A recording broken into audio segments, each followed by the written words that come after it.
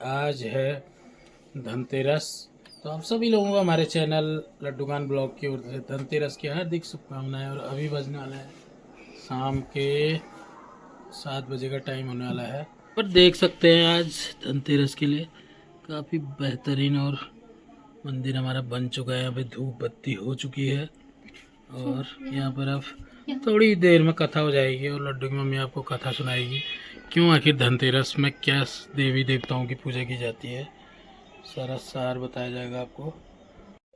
ओम यक्षाय कुबेर स्वर्णवाय धन धान्य पते धन धान्य समृद्धि में देही तपाय स्वाहा।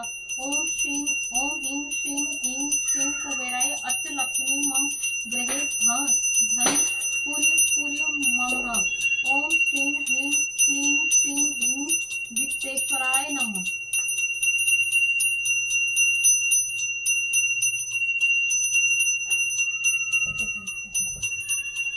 जा बच रही है यहाँ।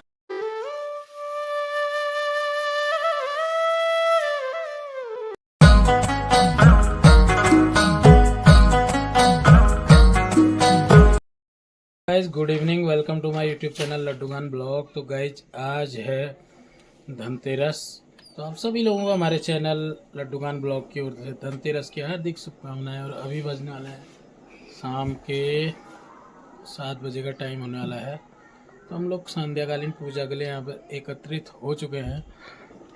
तो मैं दिखाता हूँ। आप पर देख सकते हैं आज धनतेरस के लिए काफ़ी बेहतरीन और मंदिर हमारा बन चुका है। यहाँ पे धूप बत्ती हो चुकी है और यहाँ पर अब थोड़ी देर में कथा हो जाएगी और लड्डू की मम्मी आपको कथा सुनाएगी क्यों आखिर धनतेरस में क्या देवी देवताओं की पूजा की जाती है। सारा सार बताया जाएगा आपको। तो यहाँ पर देख सकते हैं काफ़ी अच्छा मंदिर डेकोरेट हो चुका है। पिछले ब्लॉगों में आपने देखा था हमारा मंदिर और आज के ब्लॉग में आप देख सकते हैं काफ़ी बेहतरीन बना हुआ है। ये हमने लिया था उमेश भाई के वहाँ से।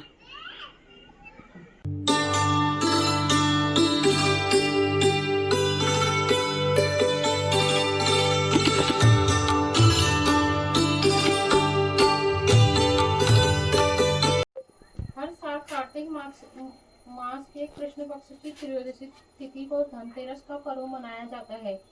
इसके साथ ही 5 दिवसीय दिवाली का पर्व आरंभ हो जाता है। इस दौरान भगवती धनवंती कुबेर जी के साथ माता लक्ष्मी की पूजा करने का विधान है। इसके साथ इस दिन सोना चांदी के साथ कुछ अन्य चीजें की खरीदारी करने से माँ लक्ष्मी अति प्रसन्न होती हैं। धनतेरस के दिन विधिवत पूजा करने के साथ कथा पढ़ना या फिर कथा सुनना शुभ माना जाता है। धार्मिक मान्यताओं में धनतेरस को लेकर कई कथाएं प्रचलित है। यहाँ पर माँ लक्ष्मी और भगवान धनवंती से संबंधित कथाएं बताई गई हैं। विष्णु पुराण और भगवत पुराण के अनुसार एक बार देवताओं और असुरों के बीच अमृत प्राप्ति की होड़ मची। अमृत पाने के लिए भगवान विष्णु के सुझाव पर देवताओं और असुर ने मिलकर समुद्र मंथन करने का निर्णय लिया। इस मंथन में मंदराचल पर्वत को माथनी और वासुकी नाग को रस्सी के रूप में उपयोग किया गया। भगवान विष्णु के इच्छब का अवतार लेकर मंदराचल पर्वत को अपनी पीठ पर स्थिर रखा, जिससे मंथन की प्रक्रिया बनी किसी बाधा के चल सके बिना किसी बाधा के चल सके। जैसे जैसे समुद्र मंथन होता गया, क्षीर सागर से कई दिव्य रत्न और वस्त्रें प्रकट होने लगी, जिनमें कामधेनु गाय, उच्चाश्रया घोड़ा, एरावत हाथी, पारिजात वृक्ष और देवी लक्ष्मी शामिल हुई। लेकिन मंथन के अंतिम चरण में एक अद्भुत घटना हुई।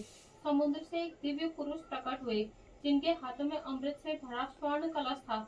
ये धनवंती, जिन्होंने भगवान विष्णु का अवतार माना जाता है, धन्वंतरी के साथ ही आयुर्वेद का ज्ञान भी प्रकट हुआ, जो मानव जीवन के लिए स्वास्थ्य और दीर्घायु का वरदान साबित हुआ। धन्वंतरी को आयुर्वेदिक का जनक कहा जाता है, क्योंकि उन्होंने मानव जाति को चिकित्सा विज्ञान का अद्भुत ज्ञान दिया है। उन्होंने रोगों के निदान और उपचार की विधियां बताई हैं, जो आज भी आयुर्वेद में प्रचलित है। उन्हें ग्रंथों में औषधियों, जड़ी बूटियों और प्राकृतिक उपचारों का विस्तृत विवरण मिला। धनतेरस का पर्व कार्तिक मास की कृष्ण पक्ष की त्रयोदशी को मनाया जाता है, जो धन्वंतरी के प्रकट होने का विशेष दिन माना जाता है। इस दिन लोग धन्वंतरी की पूजा करते हैं और उनके आशीर्वाद से स्वास्थ्य, धन और समृद्धि की कामना होती है। मान्यता है कि धनतेरस के दिन खरीदारी करने से घर में समृद्धि आती है और धन्वंतरी की कृपा बनी रहती है। कहा जाता है, एक समय भगवान विष्णु पृथ्वी पर विचरण करने के लिए आए थे। तब उनकी पत्नी देवी लक्ष्मी जी ने उनसे आग्रह किया कि वे उनके साथ चले। भगवान विष्णु ने उन्हें कहा कि यदि मैं जो कहूँ तुम वही मानो तो मैं तुम्हें साथ ले जाऊंगा। लक्ष्मी जी ने सहमति दी और दोनों पृथ्वी पर आए।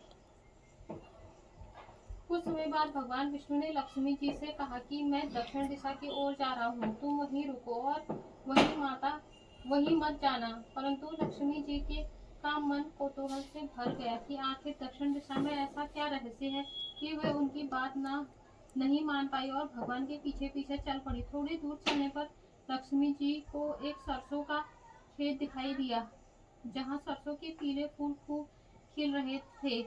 उनकी सुंदरता देख वे मंत्रमुग्ध हो गई और फूल तोड़कर अपने श्रृंगार में लगा लिया। फिर वे आगे बढ़ी, एक गन्ने के खेत में पहुंची, जहां उन्होंने गन्ने तोड़कर रस चूसकर शुरू कर दिया। तभी भगवान विष्णु वहां आए और उन्होंने लक्ष्मी जी को देखा तो नाराज होकर कहा, मैं तुम्हें यहाँ आने से मना किया था, पर फिर भी तुमने मेरी बात नहीं मानी और चोरी कर डाली। इस अपराध के कारण मैं तुम्हें इस किसान की 12 वर्ष तक सेवा करनी होगी। यह कहकर भगवान विष्णु क्षीर सागर चले गए। लक्ष्मी जी उस गरीब किसान के घर रहने लगी। एक दिन उन्होंने किसान की पत्नी से कहा, तुम पहले स्नान कर के मेरी बनाई हुई देवी लक्ष्मी की पूजा करो, उसके बाद रसोई बनाओ, तब जो भी तुम मांगोगी पूरा होगा। किसान की पत्नी ने वैसा ही किया। पूजा के प्रभाव से लक्ष्मी जी की कृपा से अगले ही दिन किसान के घर में अन्न, धन, रत्न और सोना भर गया। लक्ष्मी जी ने किसान को संपन्न बना दिया और किसान के 12 वर्ष तक बड़े आनंदमय ढंग से बीते। जाने को तैयार हुई तो भगवान विष्णु उन्हें लेने आए, पर किसान ने उन्हें जाने नहीं दिया। भगवान विष्णु ने कहा, इन्हें कोई नहीं रोक सकता, वे चंचल स्वभाव की हैं। तुम्हारे यहाँ 12 वर्ष की सेवा कर रखी थी, अब उनका समय पूरा हो चुका है। लेकिन किसान ने हट नहीं छोड़ी और कहा, वे लक्ष्मी जी को जाने नहीं देंगे। तब लक्ष्मी जी ने कहा, यदि तुम मुझे रोकना चाहते हो तो मेरी बात मानो। कल तेरस है, उस दिन तुम अपने घर की अच्छी तरह सफाई करो, रात्रि में घी का दीपक जलाओ और शाम को मेरा पूजन करो। साथ ही एक तांबे के कलश में 1 रुपया रखो, मैं उस कलश में निवास करूंगी। पूजा के समय मैं तुम्हें दिखाई नहीं दूंगी, पर इस एक दिन की पूजा से पूरे साल भर मैं तुम्हारे घर में रहूंगी। लक्ष्मी जी के इस आदेश के बाद दीपकों की रोशनी पूरे घर में फैल गई। किसान ने जैसा कहा वैसा ही किया। उस दिन की पूजा के बाद उसका घर धन धान्य से भर गया। यही कारण है हर वर्ष तेरस के दिन लक्ष्मी जी की पूजा होने लगी। ओम यक्षाय कुबेर प्रणवाय धन धान्य पते धन धान्य समृद्धि में देहि तपाय स्वाहा। ओम ह्रीं श्रीं कुबेराय अष्टलक्ष्मी मम गृहे धन पूर्य मम। ओम श्रीं ह्रीं क्लीं श्रीं ह्रीं वित्तेश्वराय नमः।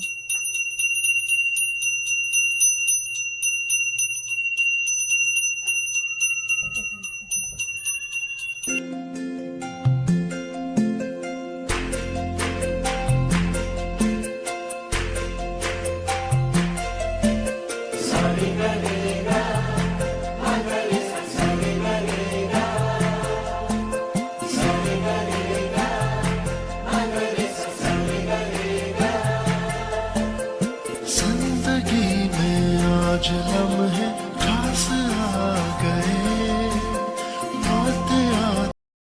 तो गाइस देखिए, आज धनतेरस के दिन उन्होंने जला दिए 2 फीट 2.5 फीट वाली लंबी जो हम लाए हुए थे फुलझड़ी। तो काफ़ी भयंकर जल रही है, देख सकते हैं, काफ़ी लंबी लेंथ है इस फुलझड़ी की।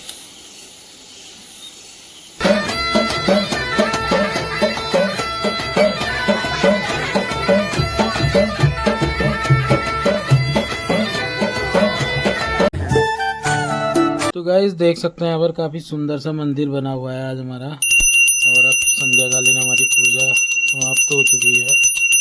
आपने अभी सुनी कुबेर की कथा और धनतेरस क्यों मनाया जाता है, कैसे उसके पूरा हिस्ट्री आपको बताया गया, पूरा इतिहास। तो आज का ब्लॉग आपको कैसा लगा कमेंट ज़रूर कीजिए और कमेंट में दिवाली की बधाइयाँ दीजिए। जल्द कल मिलेंगे एक और नए ब्लॉग के साथ। तब तक के लिए आप सभी लोग स्वस्थ रहिए, मस्त रहिए और एक बार फिर से आपको हमारे चैनल लड्डूकान ब्लॉग की ओर से दिवाली और धनतेरस पर्व की हार्दिक हार्दिक शुभकामनाएं।